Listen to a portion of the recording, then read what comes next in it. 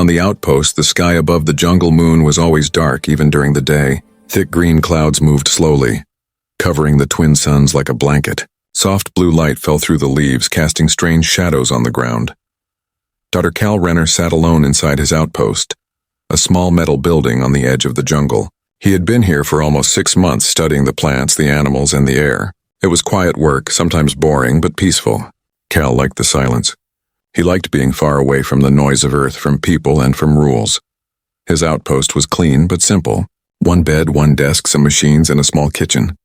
Every morning, Cal walked outside in his gear, took samples of the soil, and scanned for new life forms. He sent reports to the research station once a week. No one replied. They only cared about the data. But tonight was different. The storm had started in the evening. Strong winds pushed against the outpost walls. Trees bent under the pressure. Rain hit the roof like falling rocks. Cal watched it from his small window, holding a cup of warm liquid. He felt calm. He had seen many storms on this moon, but then he saw something strange. A small shape moved near the edge of the forest. It crawled slow and weak across the wet ground. Cal stood up, squinted his eyes, and looked again. It was not a monkey or a local beast. It was something else. He opened the door and stepped outside. The wind hit him hard. Rain soaked his coat. He moved slowly, following the small figure. Then he saw it clearly. A cub. Alien. Not like anything in the research logs. It had soft striped fur, glowing blue eyes, and long ears.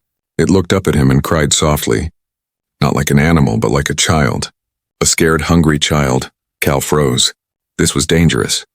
The law said not to touch unknown life forms, especially young ones. There could be disease. There could be worse. But the cub was shaking. Its small body was cold and wet. "You're going to die out here," Cal whispered. He looked around. No sign of anything else. No bigger creatures, just the storm and the dark. He bent down, took off his outer coat, and wrapped the cub gently. It didn't fight. It didn't even move. It just closed its eyes. Cal carried it back into the outpost. He laid the cub on a blanket near the heater. Then he opened a protein pack. The same kind he ate when supplies were low. He held out a small piece. The cub opened its eyes and sniffed the food. Then slowly it licked the piece. It made a soft sound and took more. Cal sat beside it, surprised. The cub ate like it hadn't eaten in days. After a while, it curled up near the heater and fell asleep. Cal sat beside it, unsure what he had just done. He looked at the door. Outside, the storm still howled. Inside, something had changed. The next morning, Cal woke to find the cub still sleeping. He checked its temperature using a scanner. Slightly warm but alive. Strong heartbeat. Breathing steady. "You made it through the night," he said softly. He took a sample of its fur and saliva for analysis. The results were strange. Some parts matched jungle animals. Some parts didn't match anything in the database. Cal wrote a full report but didn't send it. Not yet. The cub opened its eyes and looked at him. It blinked slowly. It didn't look afraid anymore. Cal reached out his hand. The cub sniffed it and rubbed its head gently against his palm. "You're not just wild," he said. "You're something else." He placed a collar scanner on its neck just to track it in case it ran outside. But the cub didn't leave. It stayed close, walking slowly beside Cal. Later that evening, Cal tried to fix the broken comms. For some reason, the system wasn't connecting. The signal was jammed. Then he heard it. A sound. Not from inside. From the forest. Slow steps. Heavy. Measured. The cub lifted its head and growled. Not like a pet. Not like a baby. But like it knew. Like it recognized the sound. Cal grabbed his stun rifle and looked at the monitor. Something large moved through the trees. Just one figure. Tall. Graceful. Powerful. Glowing stripes. Just like the cub's. His heart raced. A shape stopped right outside. Shadow blocked the door. Then came a low knock. Not with a hand, but with claws. Strange signals in the night. The silence inside the outpost was heavy, broken only by the soft hum of the heater and the quiet breathing of the alien cub. Cal sat at his desk staring at the comm screen. The signal was still dead. He had tried everything. Manual reset, external antenna, and emergency override, but nothing worked. No contact with orbit. No message from Central Command. It was like the jungle had swallowed the signal, just like it swallowed sound. Outside, the storm had passed. The night was calm, but too calm. No chirping from the tree bugs, no rustling in the brush. Just stillness. Cal leaned back in his chair and glanced at the cub. It was awake now, sitting near the wall, watching the door with wide, glowing eyes. Its ears twitched, alert. Then came the sound again. Soft at first, like footsteps brushing against leaves. Slow, careful, deliberate. Cal stood up and moved to the window. He pressed his face close to the glass, trying to see beyond the glow of the outpost lights. Something was out there. Something big. He stepped back and turned on the external sensor panel. Heat signatures flashed across the screen. Multiple shapes moving through the trees, one larger than the rest. Tall, upright. The others stayed low, circling. The cub let out a low growl. Cal looked down at it. It was standing now, fur bristling, tail stiff. Not afraid, but ready. Like it was expecting something. Like it knew this moment would come. He picked up the stun rifle from the wall mount. His hands were shaking. Not from fear, but from the weight of a decision he didn't understand. Was this about the cub? Had he triggered something by saving it? Was he being watched all along? He checked the door locks. Secured. Then the lights. Flickered once, then again, the heater shut off for a few seconds before clicking back on. Then, the lights turned red. The alarm system let out a low warning beep. Breach detection. Cal turned to the door. He saw a shape, taller than him, wide at the shoulders, moving just outside the entrance. Then another shape passed by the side window. Fast, almost too fast for the camera to catch. He stepped to the front monitor. The thermal scan showed a large heat signature standing directly in front of the outpost. The figure didn't move, just stood there breathing slow, steady. Then came the knock. Not a fist, not a hand but claws. 3 long, heavy taps. Cal raised his rifle and stared at the door. "Who's there?" he whispered. Silence answered him. The cub let out a series of strange sounds. Not growls, not cries. It was speaking. In a way only its kind could understand. A call, maybe, or a warning. The sensors showed no weapons on the visitor. Cal took a deep breath and placed his hand on the door panel. "This is a bad idea," he muttered. The panel blinked red, then green. The door slid open with a soft hiss. Standing there was a figure unlike anything he had ever seen. Taller than a human, shaped like a warrior, covered in fur with glowing stripes that pulsed like fire. It had sharp eyes, feline but intelligent, and a body wrapped in armor made of bone and metal. Long claws rested at its side. It did not raise them. The cub stepped forward. The tall alien looked down at it, then slowly knelt, one knee touching the muddy ground. It whispered something Cal's translator couldn't catch. Then it looked up at him. Its voice came through the translator, rough but calm. "You fed my cub. That act cannot go unanswered." Cal stood frozen, heart pounding, fingers still curled around the rifle trigger. The alien lowered its head again, this time in a slow bow. Then it placed one clawed hand over its chest. The cub walked toward it, purring softly, rubbing against its leg. Cal lowered the rifle. This wasn't an enemy, but it also wasn't a friend. Not yet. The Tigress queen arrives. The night air was thick with silence, as if even the jungle was holding its breath. Rain dripped from the leaves above, but the storm had passed. The wind was still. The shadows outside the outpost shifted gently. But the presence that stood in the doorway was not just a shadow. It was alive, tall, powerful, still as stone. Cal stared at her. The alien tigress knelt with perfect control. Her fur shimmered with glowing patterns, stripes of deep violet and silver blue. Her shoulders were wide, her posture noble. Armor made from organic bone wrapped around her arms and chest. But her movements were smooth, graceful. Her eyes, golden and sharp, did not blink as they locked with Cal's. She was not like the cub. This one was something else. Older, wiser, deadly. A queen. Cal's hand loosened on the rifle. Slowly, he lowered it to the floor. He took one step forward, then another, until he stood just inside the doorway. The cub stood between them, tail swaying gently. It looked up at Cal, then back at the queen as if trying to say, "This is the one who saved me." The queen rose to her full height. Cal had seen many species in his research, but none carried the weight of presence like she did. Every breath she took seemed deliberate, every step grounded in history, pride, and something else, something ancient. Her voice came again, filtered through his translator. "I am Shalva of the Varinkar," she said. Last of the Tigress queens. This cub is my blood. Cal swallowed hard. He wanted to speak, to say something respectful, something neutral, but his voice caught in his throat. Hfy looked at him carefully, her head tilting slightly. Then she did something unexpected. She removed her left gauntlet and placed her bare-clawed hand on the ground between them. Her claws touched the soil gently. Then she turned her palm upward. It was a gesture Cal had seen once before in a cultural archive, a ritual of peace, of offering. Not from her species, but something close. You showed mercy, she said. You fed him. You touched what is sacred. The bond is made. Cal took a slow step closer. I didn't mean to break your customs, he said quietly. He was dying. The queen nodded slowly. Intention is the first law of the bond, she replied, and you intended kindness. The cub moved beside her now, rubbing its small body against her legs. She lowered one hand and ran her claws gently over its back. The tenderness in her eyes softened her fierce form. Your kind has taken much, she said softly. But you returned something.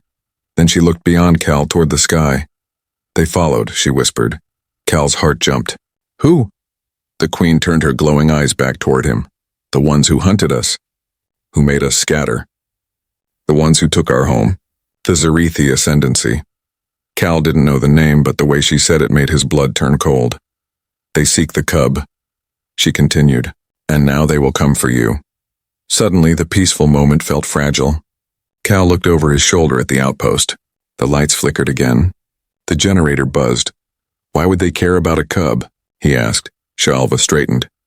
Because this cub is not just mine. He is heir to the last line of telepathic hunters, born under a red moon, marked by prophecy. His survival means the end of their fear. Cal didn't believe in prophecy, but he could hear the truth in her voice. She believed it. Her people believed it. And now, because of one act of kindness, he was part of it.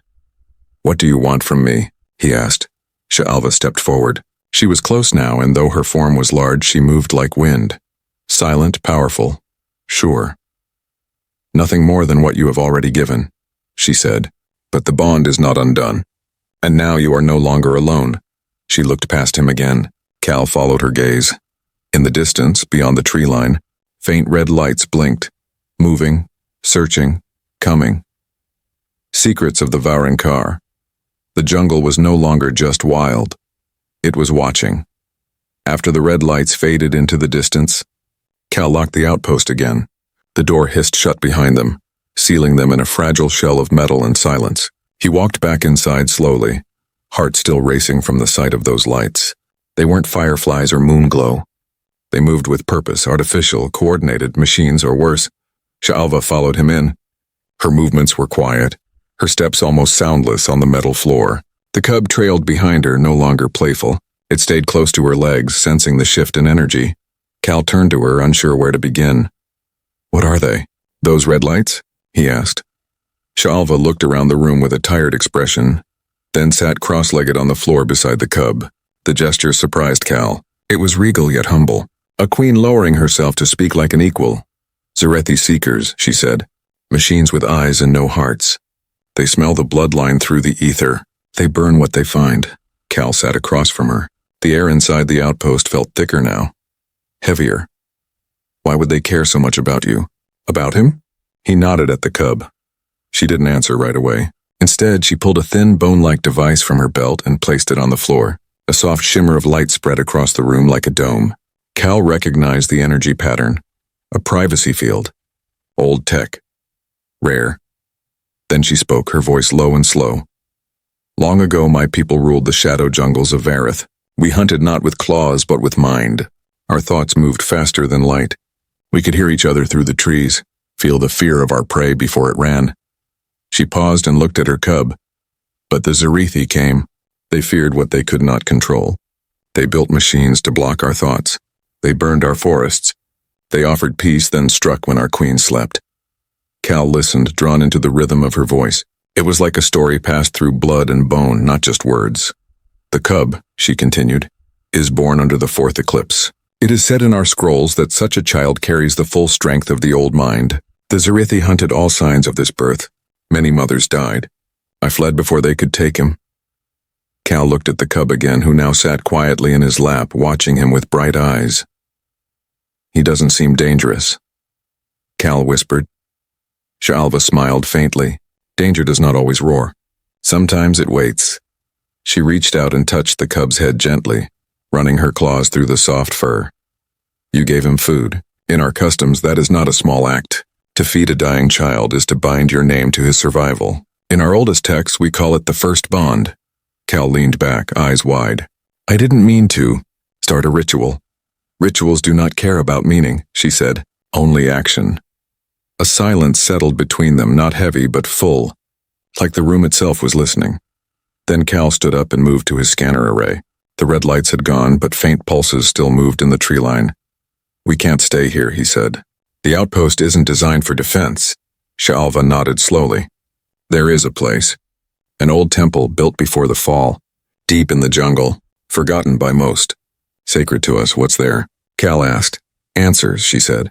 And perhaps something more. Cal hesitated. Like weapons? Like memories, she replied. And sometimes memories are sharper than blades. She stood now, towering over him, yet no longer a threat. You are not just a visitor anymore, she said. You touched what was lost. You carry the bond. If we survive, it will be together. Cal looked at her, unsure if he had made the biggest mistake of his life, or the most important choice in the galaxy. Either way, he could not turn back. The hunters' descent the next morning came without sunlight. Thick clouds rolled over the jungle sky like bruised skin, and the air outside the outpost felt heavy, almost poisoned. Everything was too still.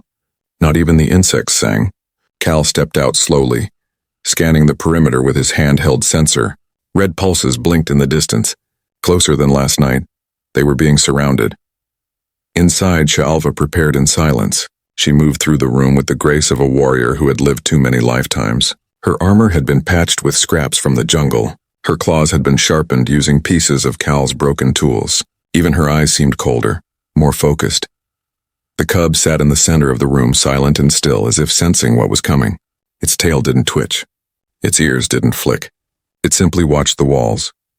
Cal tried to stay calm, but everything inside him screamed that it was time to run. He looked at his gear. 2 canisters of food, 1 portable shield, a barely working stun rifle, and a damaged field map. Not much, not enough. How far is this temple? He asked. Hfy didn't look at him. 2 days on foot. 1, if we move like ghosts. We don't have that long, he said, pointing at the scanner. They'll be here within the hour. She turned slowly and met his eyes. Then we leave now, but they were already too late. The first drone dropped from the sky like a silent tear. It didn't make a sound as it hovered just above the tree line. Then another appeared. Then 3.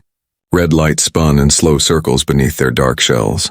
They pulsed like the heartbeat of a predator. Hfy grabbed the cub and slung him over her shoulder in a woven sling made from vine and cloth. Move, she said.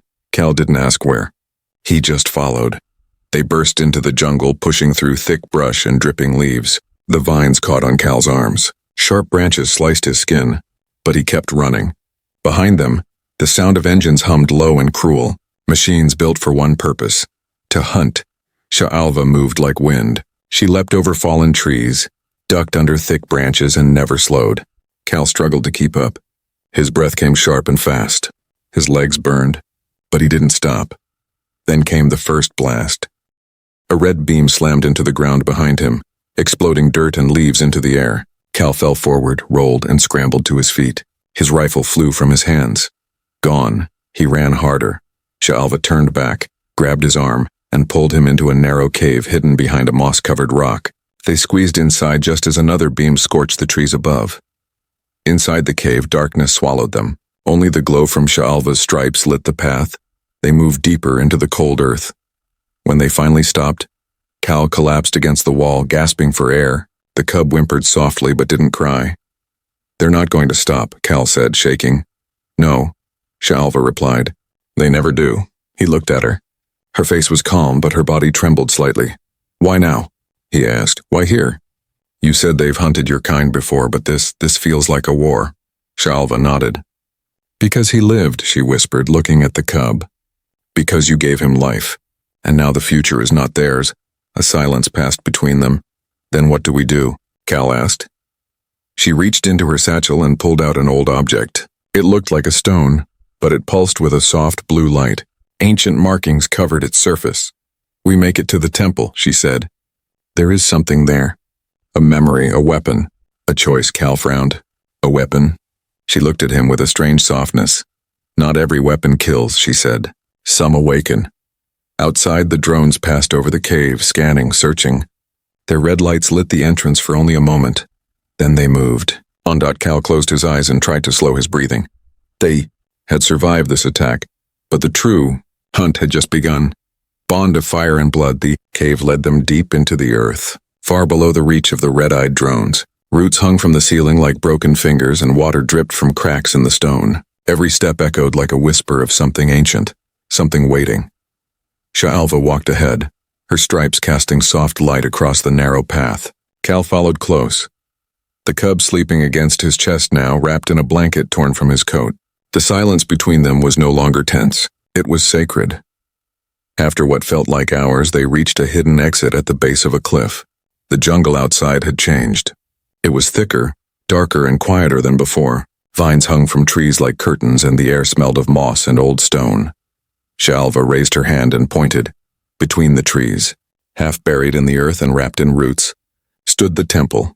Its surface was made of silver stone, smooth and glowing faintly in the dim light. Markings ran across the walls, symbols Cal couldn't read but felt deep in his bones. It looked less like a building and more like something grown from the planet itself, as if it had been sleeping for 1,000 years. They stepped inside together. The temple's interior was warm, pulsing softly like a living heart. Columns rose high into the air, covered in carved memories. The walls hummed with energy. The air itself seemed to recognize Hfy. Lights awoke beneath her feet as she walked, forming a path to the center of the chamber. "This place," Cal whispered. "It's alive." Hfy nodded. "It remembers. All of us." They reached a circular platform. In the center stood a pedestal, shaped like two hands reaching upward. The object she had shown him in the cave, the glowing stone, fit perfectly between them. Hfy placed it gently into the pedestal. A deep tone vibrated through the air.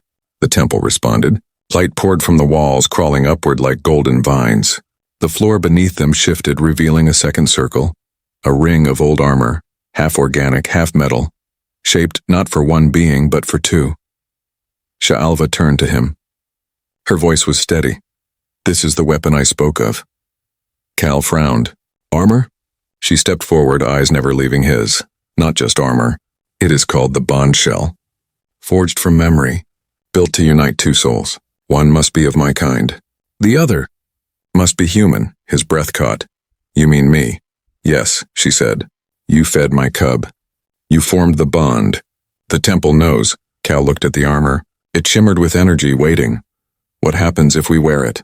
Hfy looked down, then stepped into her half of the circle. "We will fight as one, feel as one, see through each other's eyes. And if we don't, they will burn everything. Not just us, but the jungle, the past, the future." The cub stirred in his arms. Cal took a deep breath and stepped forward.